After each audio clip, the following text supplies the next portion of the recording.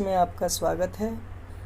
आज हम सिविक्स का चैप्टर नंबर 4 करने वाले हैं। ये 6 क्लास की बुक है। चैप्टर नंबर 4 लोकतांत्रिक सरकार के मुख्य तत्व। आइए हम इस चैप्टर के बारे में पढ़ते हैं।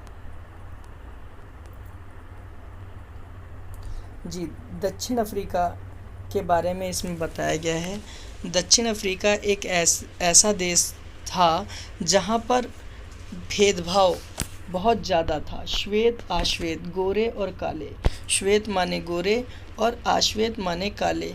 इन दोनों व्यक्तियों के बीच काफ़ी डिफरेंस था, काफ़ी अंतर था और इनके साथ दक्षिण अफ्रीका में काफ़ी भेदभाव किया जाता था। काले लोगों के ऊपर गोरे लोगों द्वारा अत्याचार किया जाता था। उन्हें बसों में चढ़ने नहीं दिया जाता था, उन्हें चर्चों में बैठने नहीं दिया जाता था। उनके चर्च अलग कर दिए थे। बसों में अगर कोई काला व्यक्ति सीट पर बैठा है तो उसको उठा दिया जाता था। और इसी तरीके से यहाँ पर रंग भेद की नीति लाई गई और रंग भेद की जो नीति थी, इस नीति के तहत श्वेत और आश्वेतों में काफ़ी डिफरेंस आ गया था और इस डिफरेंस के कारण वहाँ के जो काले लोग थे, आश्वेत लोग थे, वह अपना जीवन ढंग से नहीं जी पा रहे थे। इस तरीके से श्वेत और आश्वेत दोनों के बीच काफ़ी ज़्यादा ही समस्याएं या विवाद होने लगे थे और धीरे धीरे ये गुस्सा फूटने लगा था। और ये श्वेत और आश्वेत की जो घटनाएं हैं, जो इनके साथ जो भेदभाव हो रहा था, ये अन्य देशों में, दक्षिण अफ्रीका के अलावा अन्य देशों में भी आया और अन्य देशों ने भी इसका खुलकर विरोध हुआ। धीरे धीरे दक्षिण अफ्रीका के अंदर ही वहाँ सब लोग, सारे आश्वेत मिलकर इसका आंदोलन करने लगे, इसके खिलाफ हुए। और एक समय ऐसा आ गया जब ये जो रंग भेद की नीति थी, इसको समाप्त कर दिया गया और इस नीति को हटाकर पहले जो राष्ट्रपति बने थे दक्षिण अफ्रीका के, वो नेल्सन मंडेला थे, जो कि काले थे। आश्वेत राष्ट्रपति वही थे। उन्होंने ही इस चीज़ को समाप्त किया था। उन्होंने बहुत बड़ी भूमिका अपनी निभाई थी और उन्हीं के कारण ये कानून को समाप्त कर सभी को इक्वल, एक समान दर्जा दिया गया। आइए आगे बढ़ते हैं। भागीदारी क्या होती है? भागीदारी का मतलब होता है पार्टिसिपेशन। पार्टिसिपेशन की मीनिंग होती है कि जब हम किसी सरकार के अंडर में रहते हैं, जब हम किसी एक समाज में रहते हैं, तो हमारी अपने एक अलग दायित्व होते हैं। अगर हम राज्य की बात करें तो राज्य में यही है कि हमें वेलफेयर काम करने चाहिए जिससे लोगों का फ़ायदा हो, किसी का नुकसान नहीं करना चाहिए। लेकिन हम जब सरकार में हैं तो सरकार का एक समय होता है, एक टाइम पीरियड होता है। सरकार हम हमेशा 5 साल के लिए ही चुनते हैं और 5 साल के बाद वोटों के माध्यम से चुनते हैं और फिर अगले 5 साल बाद भी हम वोट डालते हैं। हमारे बीच एक जनप्रतिनिधि आता है और उस जनप्रतिनिधि के माध्यम से हम सारे समाज की या हम अपने एरिया की समस्याओं को निपटारा कराते हैं। और ये सारी चीज़ें हम वोट के कारण करते हैं। वोट जब हम अपना डालते हैं तो अपना एक प्रतिनिधि चुनते हैं और वो हमारी समस्याओं का निवारण करता है। ये उसका काम होता है जनप्रतिनिधि का। आइए आगे बढ़ते हैं।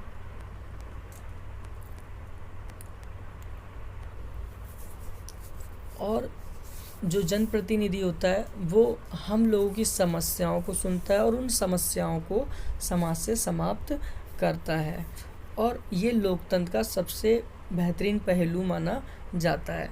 और अगर कोई व्यक्ति या कोई जनप्रतिनिधि 5 साल तक काम नहीं करता है तो ज़रूरी नहीं है कि हम अगले 5 साल उसे वोट देकर जिताएं। हम उसको अगले 5 साल के लिए हरा भी सकते हैं। इसलिए लोगों की समस्याएं सुनकर जनप्रतिनिधि समस्याओं का निवारण अवश्य करता है। आइए, भागीदारी के अन्य तरीके। भागीदारी के कई सारे तरीके होते हैं। लोकतांत्रिक में भागीदारी वोट डालने से नहीं, लोगों के साथ अच्छा व्यवहार करना भी भागीदारी है। हर 5 साल में चुनाव होता है, वोट डालते हैं। ये तो एक लोकतांत्रिक हो गया, लोकतांत्रिक रूप से भागीदारी होगी वोट डाल के। लेकिन इसके साथ साथ और भी समाज में कार्य हैं जिनको हमें करते रहना चाहिए, जिससे लोगों का नुकसान ना हो।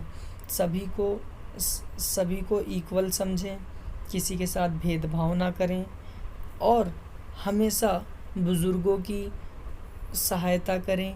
ये सारी की सारी चीज़ें इसी के अंतर्गत आती हैं। आइए आगे बढ़ते हैं।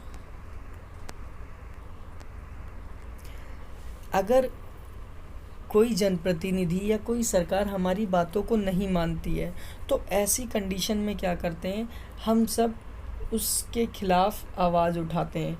हम कई सारे अभियान चलाते हैं, हस्ताक्षर अभियान चलाते हैं, हड़ताल निकाल देते हैं, जुलूस निकाल देते हैं, धरना कर देते हैं, जिससे कि सरकार हमारी बातों को माने। और वो जुलूस, वो हड़तालें, ये सारी अखबार और टेलीविज़न पत्रिकाओं में छापी जाती हैं और सरकार की उसमें बुराइयां की जाती हैं। और समय समय पर देखा जाता है कि आदिवासी, अल्पसंख्यक, दलित, ये महिलाएं, ये सब अपने अपने अधिकारों के लिए कई बार अक्सर आंदोलन करती हैं और अपने अधिकारों के लिए आवाज़ उठाती हैं और लड़ती रहती हैं। लिखा है विवादों का समाधान। देखो, विवाद कई तरीके के होते हैं। जो विवाद के जो विषय होते हैं वो कई सारे हो सकते हैं। धार्मिक, धर्म को लेकर की जाए, जैसे कि धर्म में जुलूस निकलते हैं।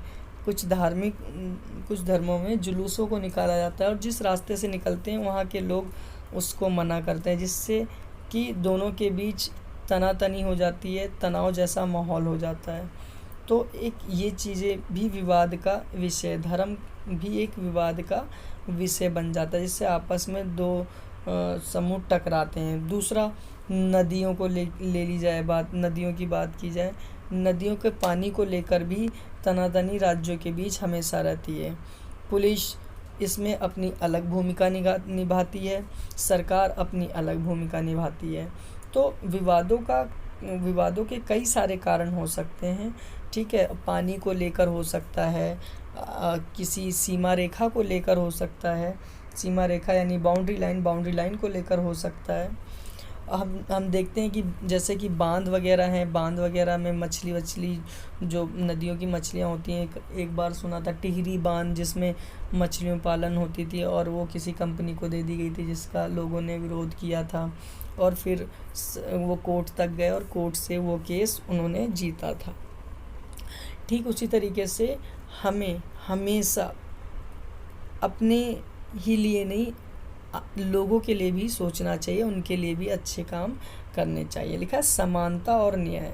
देखो, समानता, सभी को इक्वल मानना, चाहे लड़की हो, चाहे लड़का हो, चाहे हिंदू हो, चाहे मुस्लिम हो, चाहे जैन हो, चाहे बौद्ध हो, चाहे पारसी हो, चाहे किसी भी धर्म के हो, किसी भी जाति के हो, चाहे गोरे हो, चाहे काले हो, सबको एक समान समझना है। न्याय का मतलब यही कि एक समान मानना ही, एक समान व्यवहार करना ही न्याय कहलाता है। समानता का व्यवहार करना ही लोगों के साथ व्यवहार कहलाता है। अस्पृश्यता, अनटचेबिलिटीज़ को समाप्त कर देना। जैसे कि पहले के समय में अनटचेबिलिटी थी, अनटचेबिलिटी को अस्पृश्यता कहते हैं। छुआछूत थी, लेकिन धीरे धीरे वह छुआछूत को समाप्त कर दिया गया, सभी को एक समान समझा गया और आज सभी वर्ग, सभी जाति के, धर्म के लोग एक समान, एक ही साथ रहते हैं, मिलजुल कर रहते हैं और अपना विकास भी कर रहे हैं। अगर ये वीडियो आप लोगों को अच्छी लगी हो तो इस वीडियो को शेयर और लाइक करें। थैंक यू, धन्यवाद।